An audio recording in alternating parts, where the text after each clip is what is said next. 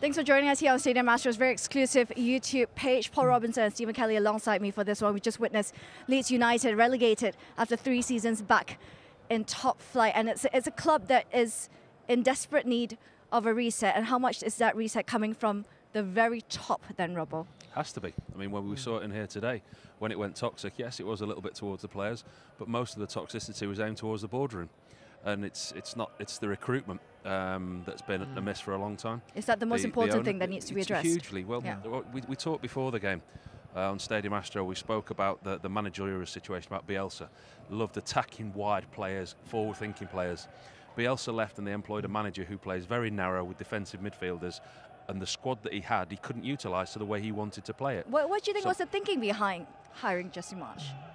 Victor Orta hired Jesse Marsch with his staff, and I think he was given too much time, too much freedom, and too much money in the transfer window.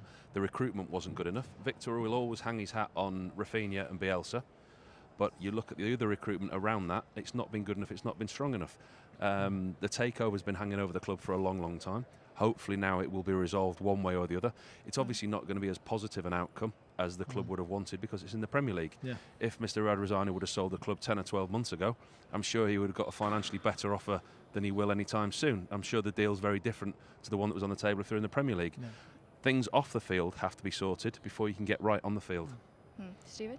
Yeah, I have to agree. And you look at Leeds as a whole and what the potential it could be, like the fan base world over after, you know, from years gone past what they created, but to get themselves back into the Premier League after such a long stay away, to not then think let's look at different business models, let's look at different ways the teams have operated to get the right players in, but it's going, like I said, like Rob was saying, it's going from Bielsa, who has such a distinct way of playing.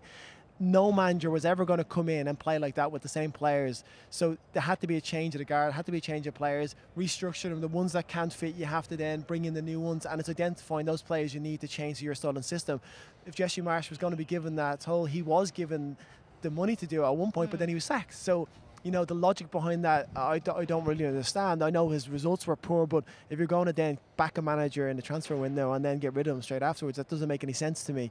And the irony is Tottenham are kind of similar when it comes to Tottenham don't have a manager. Yeah. All the disgruntlement is pointed at their board, and they're in a transition with players and what they need to do as well. So it's funny that one team's been relegated, one team's just missed in Europe, but fans will probably have similar gripes with both teams. Yeah, the similarities don't end there. So Brendan Rodgers has been linked with both sides as well, both Leeds and Tottenham Hotspur. Again, that changes in managers from Bielsa to Jesse Marsch and eventually now to Sam Allardyce, all different profile of managers. Have we seen any sort of positives from Sam Allardyce at all in this 4 games? I just spoke to Jack Harrison earlier, and he said that at least he's instilled a bit of belief back with the fans. It's very tough for Sam. Listen, 4 games. What can you achieve? I mean, what was it, 3.5 weeks, 4 weeks? Yeah, but it's sometimes the team selection impossible. Can be frustrating when you look at the attacking players that's left on the bench. It's about the man management and what he was brought in to do a job. He wasn't brought in to make friends. He wasn't asked to come here and play open, expansive, attractive football, playing with attacking wingers, keeping clean sheets. He was brought here to keep this club in the Premiership. And the timescale he had, it was always going to be tough. Yesterday, it wasn't a great watch. No. I mean, they played a very different style, played a lot longer balls, and at times didn't play to their strengths, what we'd previously seen them. But that's not Sam Allardyce's fault. He tried to change it his way and do it his way, which he was brought in for. I think Jesse Marsch can carry the can a little bit for this. I said to you before in the pre-match show, if you circle a drain long enough, you're soon going to fall in. And Leeds have done this for a long time. You look at last season, they escaped on the last day of last season. You need to learn from that, and they haven't. Is there a future for Sam Allardyce at Leeds, you think? I think there is, yeah. Absolutely, I do. If you want a manager to get you out of the Championship, who's better to do it? Whether they convince him to do it or not, whether he wants to do it or not. But I think the main aim for Leeds is to bounce back as quick as possible. I think as well, I think for Sam Allardyce, I think for options for him going forward, realistically, is he going to get a top job in the Premier League now? I don't think so. I think it's kind of probably past that point. Will he get a team that's fighting relegation? Probably, with maybe a few more games than he's got given at Leeds, 4 games. But the prospect of having a club like Leeds and be able to rebuild, to rebuild a club like Leeds and get them to a point, base, a club this size in the Championship. That opportunity is not going to come around much longer. Listen, for Sam, he's seen as Fireman Sam, isn't he? He's seen as a troubleshooting manager at the end of the season. He's not going to get appointed at the beginning of the season by a Premier League club with a project. Here, if he gets given an opportunity, it could be a fantastic opportunity. In that aspect, is he a little bit underrated? Because when you think about his experiences really, throughout the years that he's been a manager. Again, like you mentioned, he's always had a firefighting job. He's never had a chance to build. He was once the England manager. Yeah, he was. Yeah, no. Well, that's a whole different story. Let's put it that way. No, I think with Sam Allardyce, I think as well, if you anybody that's played with knows about him, like Sam was ahead of his time when it came to stuff like statistics. Like he's so big up on it, percentages, understanding. So he gets the players to really understand, like when ball's in the box, the first contact, what percentage it creates of then not being a goal, and all these things. So he brings a real. Like he was very in-depth into his knowledge of the game and developing that with the players, but it's a style of football that's not as attractive anymore because it's not the high press, because it's not a front three and a midfield three that interchange, and like Pep and Klopp, that players play off the cuff and every player can play a position. He's better than them. Did you not see he's better than them. He's better than them. But I think that's the difference, because he's not going to play that full attractive style of football. Maybe a team of the Championship like Leeds would be a suit for him. That could be a match made that they both would suit each other to get to where they need to be. It will certainly split opinions with the fans. Yeah. There's a lot of fans that still hang their hat on Bielsa and love the way that he played and believe that the club wouldn't be in this situation if Bielsa was still there. Yeah. And the way that Leeds played, a lot of people say from Bielsa to Allardyce in 18 months. There's a lot of people that will believe he'd be a great fit to get us out of the Championship. There's a lot that would think they won't want to watch that football every week. Well, he's going to work with a squad that's not going to be the same that the one that we watched today. How many do you think will leave? I'm going to drop you some names just to make it easier. Will they stay in Leeds United next season, or will they not? Patrick Bamford? Possibly not, but I don't know. He's not had a good season. Yeah. Listen, if you asked me this at the end of last season, I'd say absolutely he'll leave. The one standout this season, absolute player of the season, Jack Harrison. Standout, been marvellous. You saw his lap of honour today. Yeah. That was a good buy. If the club get money for him, he will go. This squad, without doubt, will be dismantled. Yeah. Melier will go, goalkeeper. Yeah. Listen, he's been poor the second half of the season, but he's a great talent. Somebody will take him. Wilfred Gnonto? Go. I think I think there's quite a few players that will attract attention. Harrison's the one to stand out. Bamford, I think, with his age and with the fact he's getting injured so often, I think teams take all this into account, and that might play against him. Would he be a great foil to have in the Championship? Absolutely. Luke Ayling, again, another player that's at last stage of his career, but could he, at this point, I think if Leeds are in the Premier League, Bamford and Ayling may not be considered, but now they're in the Championship. I think that's probably an option for them. But there's some young, talented players, and Harrison has been the standout one, the one that you would think is going to attract the most attention. What about Tyler Adams? Yeah, another good player, and he's been missed. He has been missed. That injury, I think, in the middle of the park, massive for Leeds. And that protection that he offers at the back four, which has been key, because defensively they've been so poor. Well, if you have a player like that, there's a lot of the groundwork, intercepts balls, makes tackles, but then can transition that into forward play as well. Yeah, he's pivotal. And it's whether or not what aspirations he has, and if his agent's on the phone and pushing, you know what that's like, Robbo, when people get in people's ear. It's not nice for a club to be in a position where the players might want to go as well. I think another player that the club hopes to keep for next season is Harry Kane. We spoke very briefly in the build-up of the game as well. Whether he's going to stay, whether he's going to go, it's confirmed now that they're not in Europe. Will that play a part in Harry Kane's decision in the summer? Absolutely it will. Yeah, absolutely. And I think the managerial appointment will be key to Harry Kane's future as well. Listen, you look around the Premier League, where can Harry Kane go? Chelsea. Tottenham and Chelsea don't do business. They don't get on. There's never any transfers done between those two clubs. But actually, I know that aside, but that would actually be the most ideal move, but really. Chelsea needs a striker. That won't happen. Yeah. Manchester City, that won't happen. No. Liverpool, that won't happen. The only realistic opportunity, Arsenal, absolutely no chance, even though he was an Arsenal fan as a kid. Yeah. The only realistic opportunity in this country who can afford him, Newcastle, he won't go there, I don't think, and Manchester United, other than going abroad to the likes of Bayern Munich and Real Madrid. But then you've got the Premier League goal scoring record, which you will want. I think there's a huge summer coming. Listen, we can all speculate and we can all say, we think this, we think that. But actually, he's got a huge decision to make, because he's going into the last year of his contract. Yeah. Does he run it down and be the master of his own destiny in a year's time?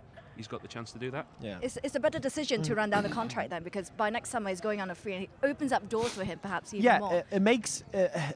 Harry Kane is going to be desirable regardless of whether he's a free or whether you're paying 100 million for him. I think because he's the type of player, if you can get 30 goals in this Tottenham team in this season, like the only reason we're not talking about him as the high levels that we have been, and we do, is because Erling Haaland has gone and done what he's done. Like 30 goals for this team is. You feel for him, don't you? 30 goals, and you don't play in Europe. Erling Haaland's in a team that's won the Premier League. Yeah. He's in the Champions League final, and they're in the FA Cup final. Yeah. He's in a successful team. This Tottenham team haven't even finished in Europe. You take Harry Kane's goals out this Tottenham team, dread to think where they finish in the league. I think the percentage he owns of the amount of goals that Tottenham scored, I think it's like 40% or somewhere around. 41%. I think it's huge. It's huge, and that's assists as well. You know, he scored 2 and assisted today, and they scored 3 goals. Like that's what Harry Kane does for his team. He's a phenomenon. He's an exceptional football player that could play at any team in the world, really, based on his talent. It's just what are his desires. Does he want to go? Does he value a medal? Does he value winning one thing with Tottenham over winning anything with another team? And the other thing is that because of Man City, and that's probably a real unlikely destination, can other teams guarantee him a trophy? And I'm not too sure they can, because City are so dominant. Who else can guarantee him a trophy? And realistically, Man United, if they push finances, they could go for it. And, you know, historical massive club in the Premier League, that's the only real option you see. I understand he's trying to keep or trying to reach that Premier League record, but would he, I mean, just putting himself in his shoes, would he consider going abroad to guarantee those trophies over a Premier League record? That's his own personal ambition. Listen, we can speculate, we don't know. The thing is, he scored 30 goals at Tottenham, so I always work on the factor is you take a point a goal out of a team, which is on average is roughly works out. You take 30 points off this Tottenham team this year, they're in trouble. Where he goes next is down to him, and he's earned the right to do that. When and if he leaves Spurs, he will go with a lot of good feeling, and he will always be able to return a hero. Do you think he holds the cards now over Daniel Levy, rather than the other way around in the past? I think against Daniel Levy, I'm not sure anybody ever holds cards. The fact he's 1 year left on his contract, it makes it a lot more interesting to see what Levy will decide, and if Harry really wants to push to get out. There was a disappointment, I think, when he didn't go to City, and that came into the start of the season. For the first couple of months, you could see there was a bit of a disgruntlement there. But there was a real push that summer, wasn't there? Yeah, there was he a push. Said he wanted to go, and there was a real push from him. And there was a fee. This season, we're not getting anything from him. And I don't think he'll say that out loud at the moment. I think he's just going to get on with it, see what comes on the table, see who comes in for him, and if he feels like that's the right decision, he'll go with it. But it's But he's still at the top of his game, of course, but he's pushing to an age whereby he might not be able to last the next 5, 6, 7 years at top level, really. And you look at the Spurs side, if he stays, they're not going to win the trophy next season. They're not going to win the Premier League next season. That's being realistic, really. You got any more good news? Yeah, no, I'm a Spurs fan. I know. No, it is. That's the thing. It's what he wants to achieve. But like I said, there's no guarantee going to any team in the Premier League you're going to win anything unless you go to Manchester City. The only team I will say are guaranteed to win a trophy next season are Manchester City. Yeah. Apart from that, everything is up in the air. Chelsea could come back strong. United could throw money at it if they get Rice, Mount, people like that. They could be a huge, big hit. They might win an FA Cup or a Carabao Cup. But for everything else, there's no guarantees, and it's whether Harry Kane takes that risk or stays with his boyhood club. It's a huge summer for decisions making. If he goes he's with a hero. goodwill, and he comes back with goodwill. Yeah, there's only one thing that would tarnish any legacy, as if he went to Arsenal or Chelsea. And that one, yeah. Just a personal basis, would you rather a trophy, a team trophy, or would you rather an individual record, breaking a record? Personally, that's a good question. Yeah. I always wanted to win something in my career. Yeah. I would listen. He will have a legacy at Tottenham that will never be tarnished. I personally, for me, myself, I would want to win something before the end of my career. Honestly, I find that I would love to have, like, to say you won a Premier League or an FA Cup would be amazing. But for Harry Kane, and to be a player that's considered one of the greatest players of all time, I think inner belief and that might have been enough. Your own success is important. You look at Alan Shearer. I know he got one, that's the big debate, isn't it? But I think, for myself, I don't know. I think that's such a hard question to answer. He's a Spurs fan. He won't say anything. No, I want him to stay. Well, you say it's going to be dependent on who's going to come in as Spurs manager, really, in terms of Harry Kane's future. And I just look at that list. Harry Kane went from, Spurs went from being linked to the likes of Luis Enrique, to Julian Nagelsmann, to Arne Slot, who's obviously not going to come now, he's just signed a new contract with Feyenoord, to now the list being the likes of Lopetegui and Brendan Rodgers and all these other names that are just completely different profile from what that was initially suggested. It just seems like no one wants the job at the moment, Robbo. 63 days, I think, today since Conte got sacked. It's quite incredible for a club of Tottenham stature. And like you quite rightly say, they were shopping at the top table when the job first came around. They were still in Champions League though as well. Now everyone seems to be pressing reverse and nobody wants it. The worrying thing for Tottenham, no disrespect at all to the Dutch league, they can't get a manager from the Dutch league. Yes, Feyenoord have had a fantastic season. Arne Slot's turned that team round the way that they play. They're in the Champions League next year. But the Dutch league compared to the Premier League, night and day. Yes, he's got Champions League, but what's he going to have 3 games in the knockout stages? Does that not show that there's something fundamentally wrong with Spurs, that even Dutch league managers don't want the job? I think the difficult point for now is the director of football job as well, because that hasn't been appointed. No manager knows who is coming and is dealing directly for when it comes to decisions for clubs, decisions for buying players, and the manager coming in now will probably want to have a say on who that director of football is, and whether Daniel Levy is going to give that power up, I'm not too sure. He's going to want to have the director of football in place, because when Patrici came in, him and Conte were close and they had a working relationship before, and they went together, obviously Conte for one reason, Patrici for a different reason. So whoever gets that job is going to be pivotal who the new manager is, and it's whether the manager comes in before them or not. I think that's been an issue. Any particular managers that you feel is attractive to you to take over the Spurs job? You don't have to settle on one, by the way. You have a go at a few. Pep. Yeah, Pep. There's, honestly, listen, De Zerbi's not going to go anywhere from Brighton, but from out of teams I've watched this season and the style of play and the way they get around the ball and they press, and he is for me the manager I've looked at and go, wow, what he's done to that side, how he's moved on from the Graham Potter, which was successful, to them what they are now. So attractive football will have to be one of the priorities. I think to keep the Tottenham fans happy, that's going to be a priority. But honestly, I would take Tottenham winning something over attractive football. And I know that sounds callous, or it sounds a little bit not the Tottenham way, but you can do both. And most teams, if you're going to win something, you generally do both now. Any names for you, Robo? Well, if you go to the realistic list, sorry, we're not going to get Pep Guardiola, with all due respect. Postecoglou, he's doing a great job at Celtic, but he's got Champions League football there next year. But the same thing goes as Arne Slot. Would he come south of the border? Yeah, I think Tottenham could get him. Brendan Rodgers, people will say he's a busted flush and he's damaged goods. Listen, 2 top 5 finishes with Leicester and an FA Cup. Did very well north of the border with Celtic and almost won the league with Liverpool. Not a bad option. Listen, they're not able to attract top managers. We've seen that. From the realistic list, does Graham Potter come into that as well? Yeah. Damaged goods from Chelsea. Before he went to Chelsea, he was touted as the next England manager. Yeah. So there's got to be a realism, and there's got to be, where Tottenham have finished now, there's got to be a realism in the approach for the next manager and a realism as to where they want to finish next year. The realism next year is a decent manager, an identity, and a European place finish. Well, it's going to be a big summer for both Leeds United and Tottenham Hotspur. Then we want to hear from you who you think and who would you like best as the manager of your club, if you're a Spurs or Leeds United fan. Leave a comment below on our YouTube channel. Make sure you follow us on the rest of our social media as well at Stadium Astro. Till next time. Bye.